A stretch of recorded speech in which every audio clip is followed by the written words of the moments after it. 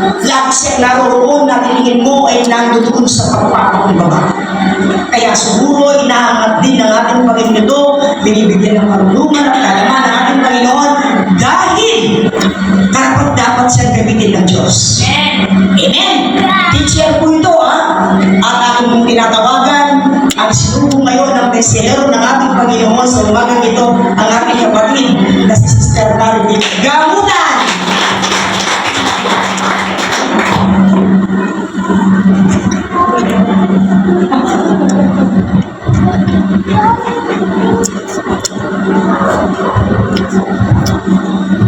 So, sa lahat po na sinabi mo, Pastor, glory to God.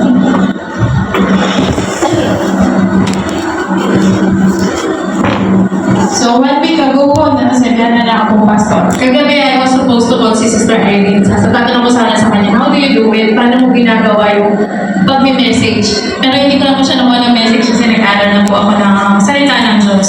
Pero, truly may connection. Truly meron kaming one spirit. Hindi ko alam bakit. At times na kami magsasalita, may connection talaga yung mga sinasabi. It's either, actually, may sa masasabihin po, dinala niya po kanina. So, tayo po, ako din man po ay mamang sa salita ng Panginoon. Pero tulad nga po kay Moses na hindi niya kaya pero ginabayan siya ng Panginoon. So, isang maikling mensahe po bago po tayo dumako sa mensahe ng Pastor. So, tayo po ay marami na po sa atin at alam na po natin ang Law of Commandments. Yung 10 Commandments ng Panginoon. So, dun po sa 10 Commandments, yung Old Commandments, under pa tayo sa Law. Naku, kaya nagpapasalamat lang po din ako na natututo din po ako sa biyaya nito. So, sa 10 utos po na yun, yung 10 utos sa Law of Commandments, dun sa Old Testament, isinabi daw po yun sa mga Israelites. No? Para daw po yun sa mga Israelita. Dahil po, ngayon ay nasa New Testament na tayo, yung mga Old Testament, yun po yung magiging guide natin. We are no longer under the law of the Old Testament. We are living under the grace of God. Niligtas na tayo ni Jesus Christ, kaya we're living under His grace. No po? Kaya ano ba yung magiging guide natin? Ano ba yung sa New Testament? It's not the Old Testament anymore, but the great commandments of the law. Ito na yung great commandments ni Jesus Christ. So ano nga ba yung sa Exodus 20? Ano nga ba yung 10 kautosan ng Old Testament? So sa Exodus, yung unang utos niya, huwag kang sasamba sa ibang Diyos maliban sa akin. So pinakita ng Diyos sa mga Israelites na yung kanyang kapangyarihan. Nung nag-umpisa siya sa Egypt hanggang umalis siya, nakita ng mga Israelites kung gaano kalakas ang kapangyarihan ng Panginoon. Kaya wala tayong dapat na ibang sambahin kundi siya lamang. Sa pangalawang utos niya, huwag kang gagawa ng imahe ng anuman nilalang sa langit, nasa lupa o nasa tubig upang sambahin. Noong pong panahon ng Biblia, madalas ang mga tao ay gumagawa din ng Diyos-Diyosan. So noon pa man sa Bible, ang mga tao, mga Israelites, mahilig din silang gumawa ng mga Diyos-Diyosan tulad ng mga hayop na sinasamba nila, gawa ang rebulto, mga kahoy, metal, yan po yung mga ginagamit nila. At sinasamba nila ito. Hindi lamang malilimit yung pagsamba mo lang sa mga Diyos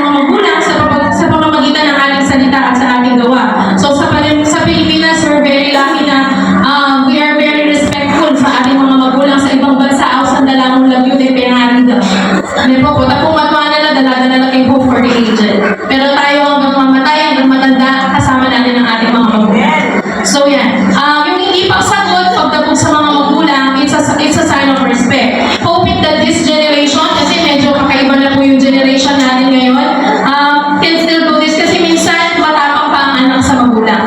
Amen. Ano ba? Ask yourself, ginagawa ko ba ito? Ginagawa ko ba itong pagsagot ko na ito? Nag-glorify ko ba si God? King pamanirap ko ang ako, ang glorify kay by God? King pamangupit ko kaya? Nag-glorify ko kaya si God? Sa pagdadaya sa oras ng pag-uwi, sa pagdadaya ng oras sa school, nag-glorify ko pa kaya si God? Next, huwag kang papatay. So, it's very obvious na kasalanan po sa Diyos ang pagpatay. Importante ka sa Diyos. Bawat buhay ng tao ay importante sa Diyos.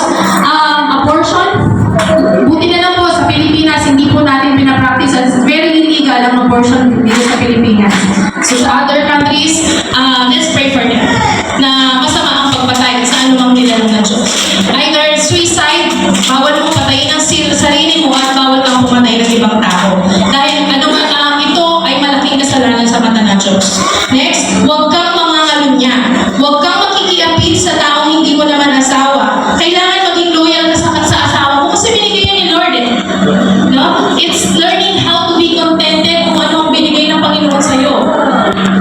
Very timely po ang ating issue at ating mga salita. Next, huwag kang magnanakaw. Huwag kumuha ng bagay na hindi sa'yo. Piso man yan o milyon, 1,000 man yan o 2 pesos, parehas lang ang bigat. Kasalanan pa rin ang kumuha sa Panginoon. Just like sa time na kinukuha mo sa Panginoon, it's just the same na nagsimba ka all throughout, pero kinuha mo na isang araw na hindi ko sumimba, ito ay isang pagnanakaw.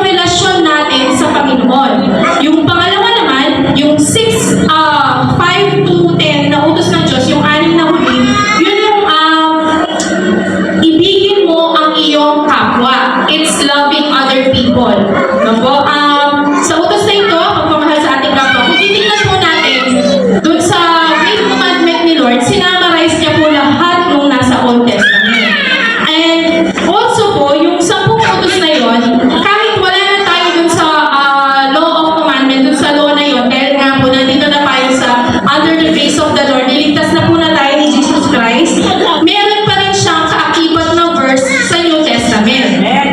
So, sa number 1, kahit tumatagal po tayo, so huwag kang sasamba sa ibang Diyos maliban sa akin. So, makikita po natin ito sa 1 Corinto 8:6. Sinabi po dito, subalit para sa atin ay iisa lamang ang Diyos, ang Ama na lumikha ng lahat ng bagay, at tayo'y nabubuhay para sa Kanya.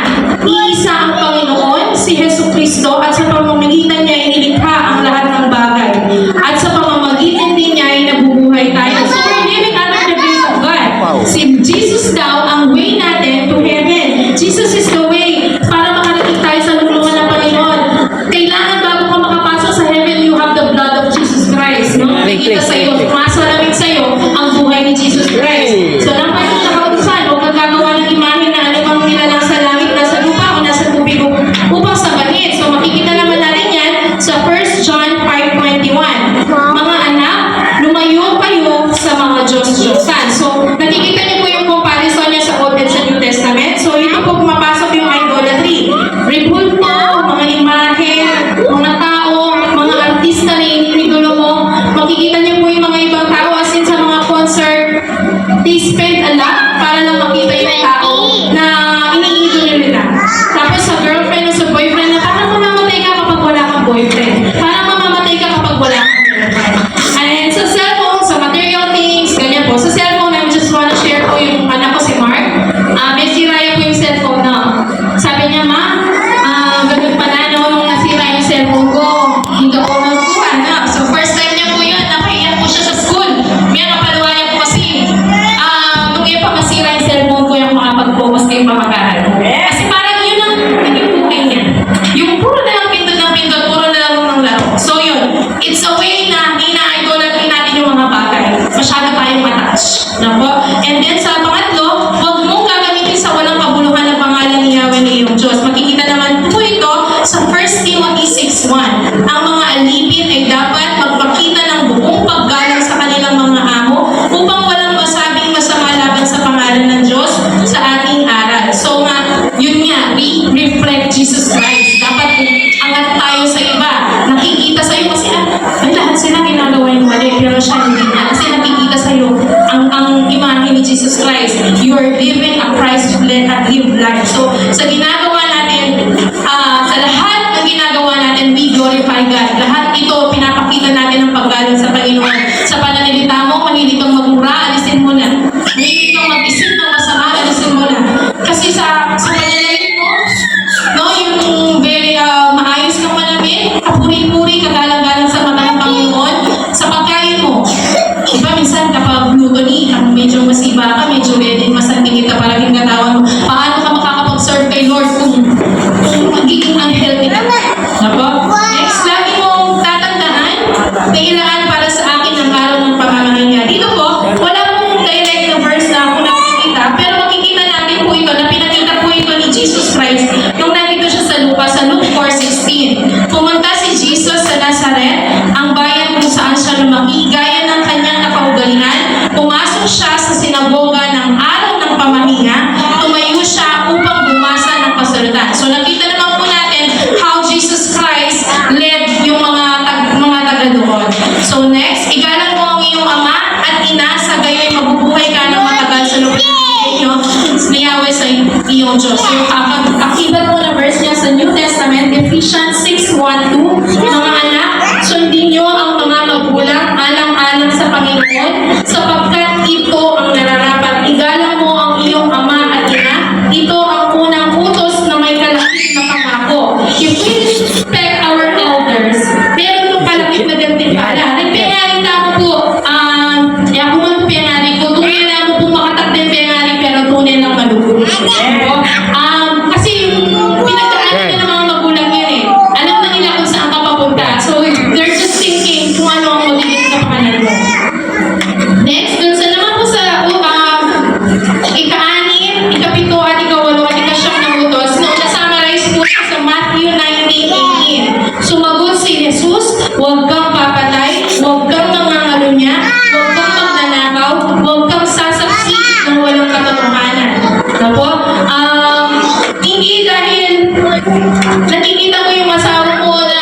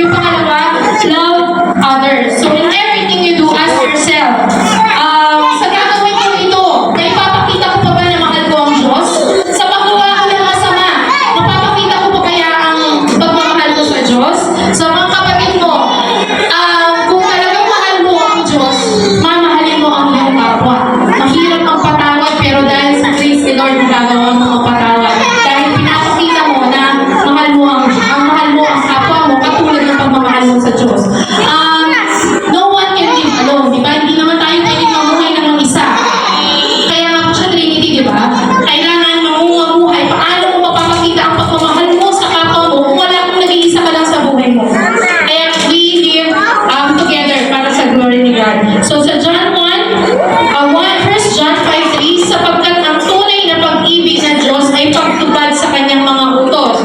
So yun daw, ang tunay sa pag-ibig ng Diyos, kailangan sundin natin ang kanyang mga utos. Alam na po natin ito at binabalikan lang po natin at alam po natin sa ating mga Kristyano na patuloy po tayong susunod sa mga utos ng Panginoon. To God.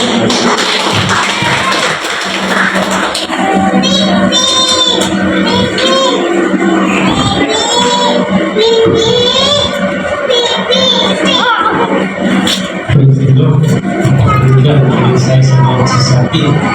Amen po ba? Amen. Kailangan doon sa nagbigay ng briefing o presentation ay napakaganda po ang sa salita ng Diyos sa ikabubuti po natin. Amen. Kaya yung Ten Commandments po ay napakaganda pero hindi in-revise ng Diyos yun. Kundi ito ay kanyang pinatupag dito sa New Testament. Amen. Kaya hindi pwedeng baliwalain ang New Testament. Kundi ito ay binigay ng ating kapatid na kung saan ang mga talata ay binigay niya upang ipaliwanag ang isip at ang ating mga puso. Amen. Amen. Pero sa lahat ng iyong Old Testament, yung Ten Commandment ay binigay ng isa lamang, ibigin mo ang iyong Panginoon. Amen po ba? Kasi ang Diyos, ang pinatay niya sa lahat ng ating mga kasalanan ay ang pag-ibig. Amen. Hindi man tayo dapat ibigin ng Panginoon dahil tayo ay makasalanan. Pero dahil sa kanyang kalwalatihan, tayo ay inibig ng ating Panginoon. Mahalin mo ang buong puso, magmamang doon, pag-isip. Amen. Kaya pag inibig mo ang Diyos, ano bang bagay na sinabi ng Old Testament, yung Ten Commandment ay isa na lamang na ginawa ng Diyos. Amen po ba? Naintindihan po ba natin? Hindi mo kasi ito, hindi mangyayari ito kung hindi mo iibigin ng Panginoon. Hindi ka mawawala ng kasalanan, lalo na sa katatayuan natin ngayon. Ang ating lupang katawan nito ay mahina, marupok, magaling sumuko. Madali natin gawin ang kasalanan. Amen?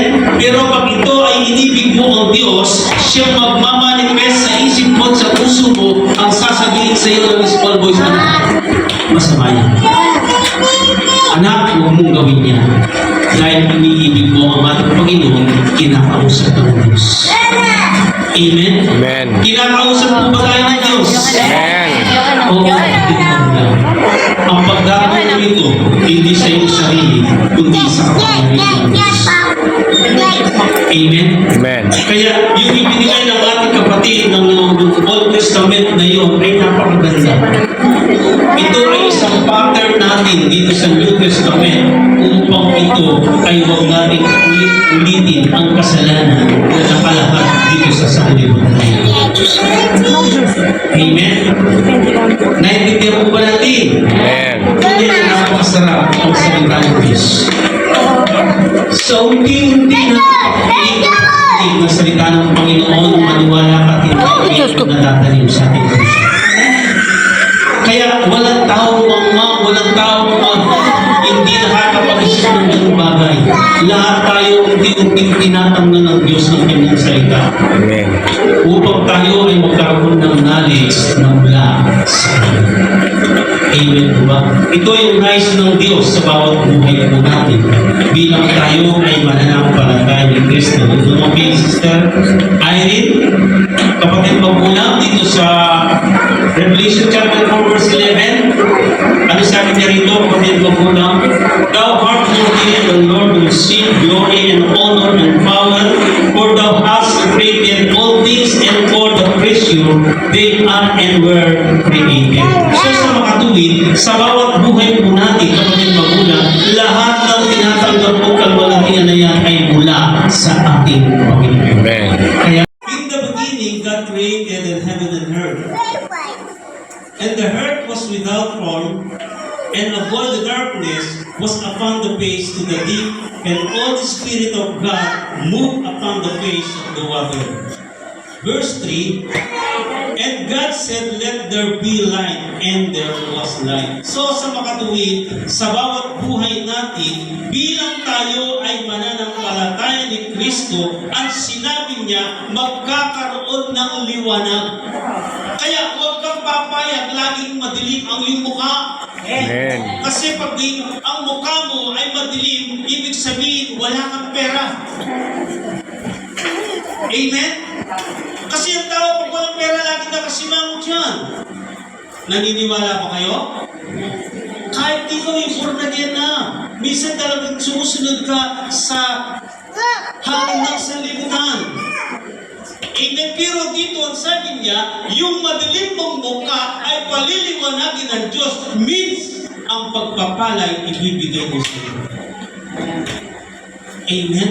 Saan nagmumula ang pagpapala? Ha?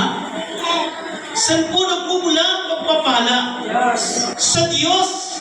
Kaya i-create niya sa buhay mo, sa puso mo, kung paano ka pagpapalain ng ating Panginoon.